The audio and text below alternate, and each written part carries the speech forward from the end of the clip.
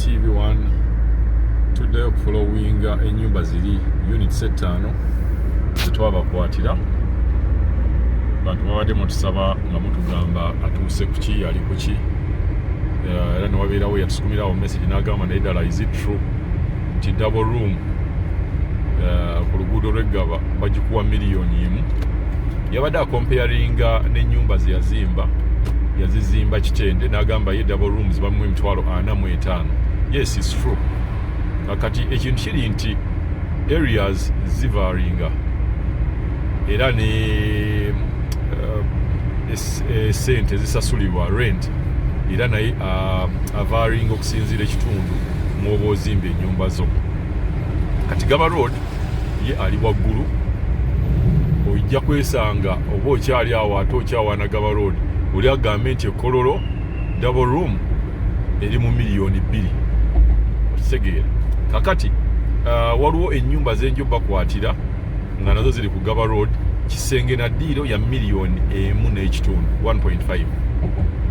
Kati zino ennyumba zetwabalaga units 5 kuba kyewe UK ze yazimba jukira nti yali azibalidde ku mitwalo 8 naye agenda okujja omweritu ya namuganze nkuwa miliyoni 1. Kati aberitu ya bo bakola we bati nti ajja n'akwata units ezo ye n'abeera nga aberitu ya bava eri batuukiraawo.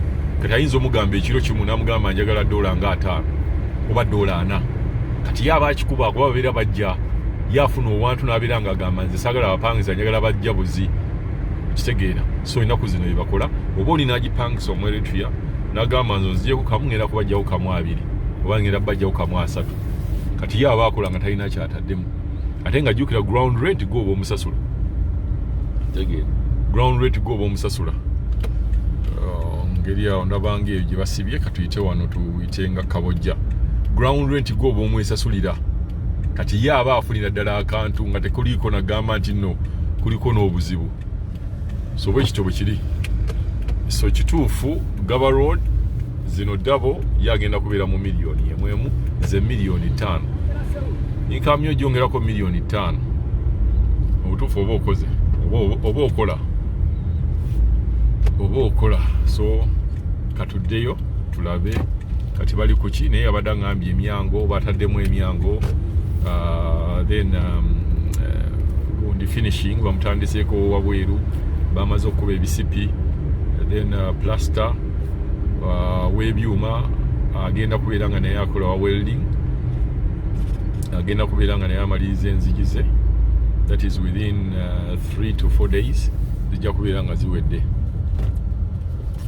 So ebintu ebityo bebiri nti nabagamba nti buli bwobeera nga oyinvestinze ku luguudo oli Aprime era n'essente zaawo zibeera wala. Kati ezo double rooms ekitende emitwalo 45 yes zizaamu naye era waliwo ennyumba ekitende nga double nga ziri ku mitwalo 7 noje ziri kisinziira wa kuba nkimanyi kati ngaawo wa Mulindo wano mu town awo tekatawuni k'ekitende kimanyi double yinza okubeera kale emitwalo 6 naye akati eno abeera mu miliyoni 1. So omuntu bw'obeera n'essente nga ziwera ogulako areas eziyina rent owa waggulu osooka n'ogenda n'obuuza rent wano wameka nga tonnaba ku investinga mu kintu kyonna ekya rentals oba kugula plot ogambe nti n'ogenda kuteekawo ennyumba z'abapangisa.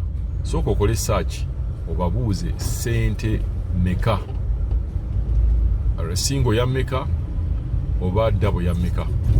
Ate mbeera muzimba mugezeeko okuzimba nnyumba ng'ezo single rooms and double rooms zikola mangu sente abantu zibanguyira naye ennyumba zino omuntu omusanga nga azimbye ennyumba n'agamba nti nagula plot nzimbyewo ennyumba 3 ez'amaka.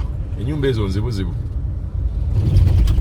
nzibuzibu abantu abo ab'amaka babeera bazibuzibu mu nsasula.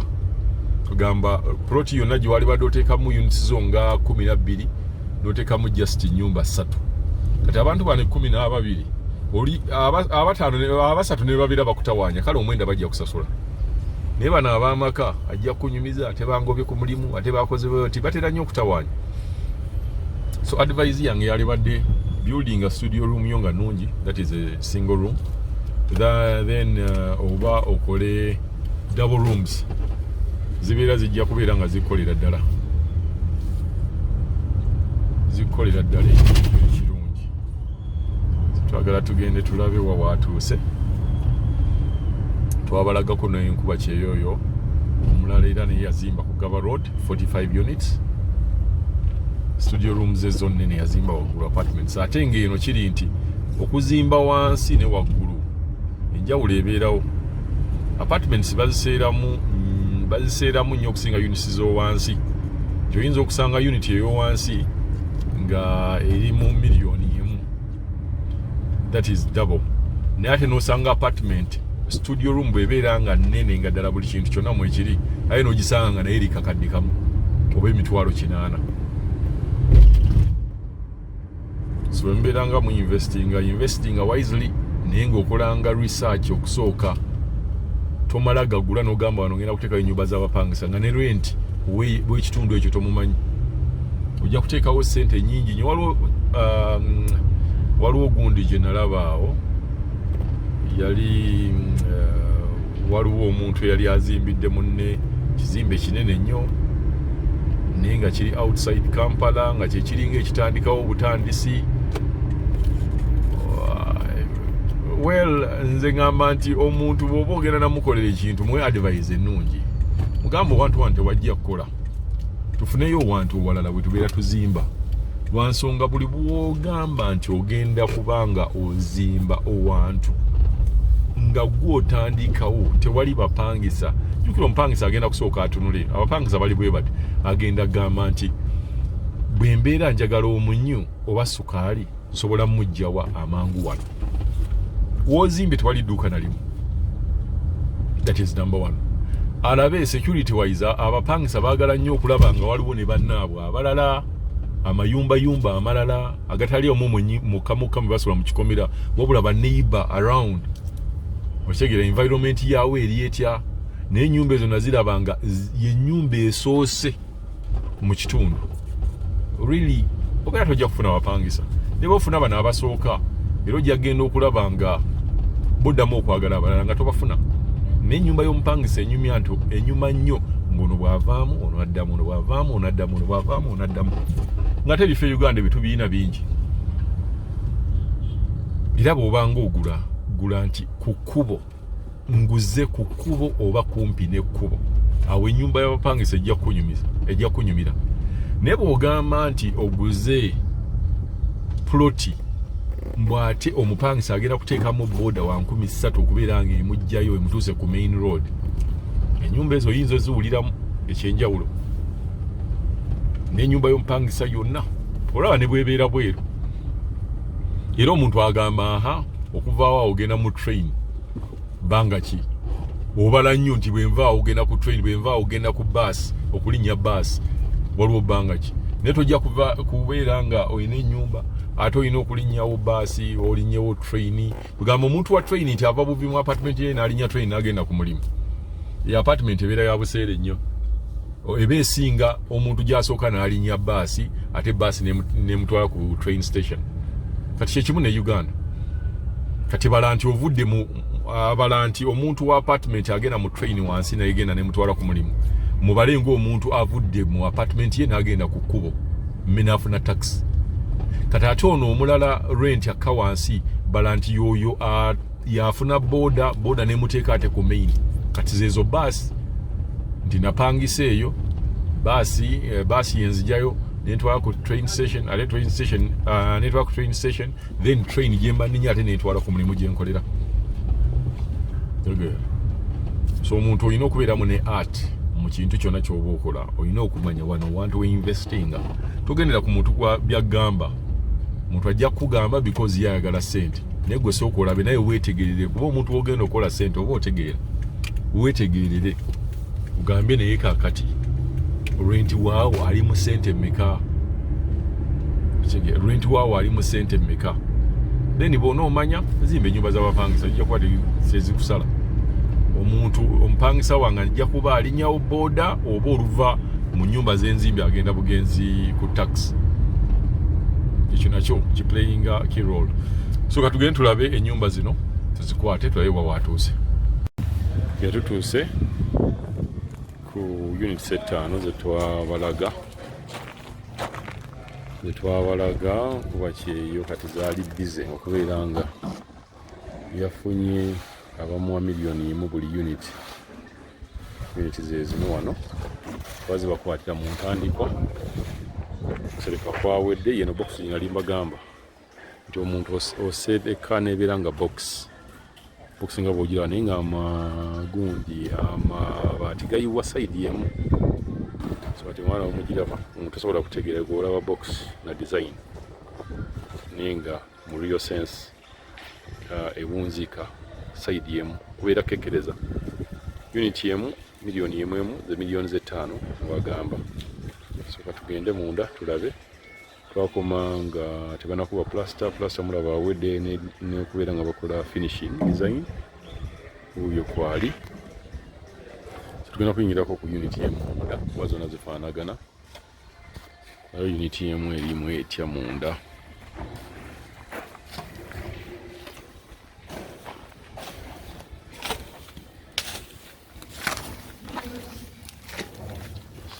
maaso eno unit yemu kwate endowooza eno eno ddiiro ekyo genda kuyaateka mu tiles waggulu ceiling yaggwa plaster munda awedde bataddemu emyango then kano kagenda kubeera kafumbiro ka munda kagenda kubeera kali tile then ogenda mu kisenge wano Bluetooth disconnected. Bluetooth connecting. Please wait. Kino kisenge. Then eno toilet. Yabaawo. Ndaba toilet. Kyabulamu kati kuggala amadirisa. Then kakati bataddemu ne ka wardrobe nzola buli kintu kyonna kibeeramu kati wardrobe eri wano mweri nti ekisenge mulimu wardrobe mulimu tooyi mulimu n'ekifumbiro ettono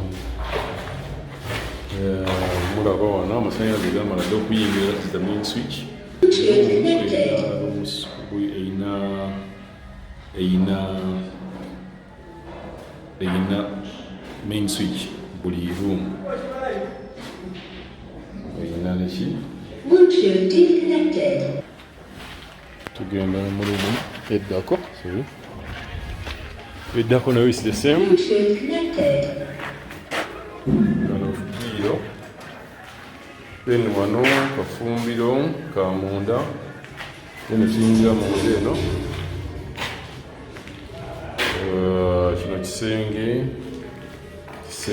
kuliko ka wardrobe then embeeramu era ne toyi ey'omunda tugamba logic behind mu nnyumba zino oba ozikola olina okumanya nti olina okubeera nga buli kimu okiteeka mu ruumu ne bwebeera nga ntono naye nga buli kimu mwekiri nti mulimu wardrobe mulimu toyi mulimu n'effumbiro no matter how small oba ogenda kufuna sente zo bulungi nnyo nza mulaba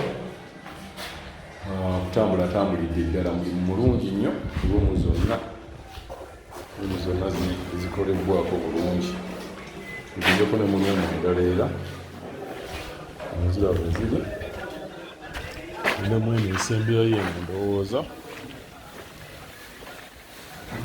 era kintu kyekimu wano ddiiro basawinyala kafumbiro wano kisenge wardrobe ne toyi nga bakyakolamu ekintu bwe mu ruumu esembayo kati wano neno ruumu eri wano esembayo wano mu kisenge ddiiro kati wano kibulako okubeera nga kuggala yagambye amadirisa bali mu gakola na just kuggala wano kuteekamu nzigi kuteekamu madirisa nga tulinda ebya tiles ne plumbing ekyo wekiri njako emabega eno tulabe ekiriyo nekayo space nga mugiraba ogulu oba olaba box naye ng'asulise amabaati omulundi gumu Mabega space yeno eriyo. Oya yeno space bwetyo.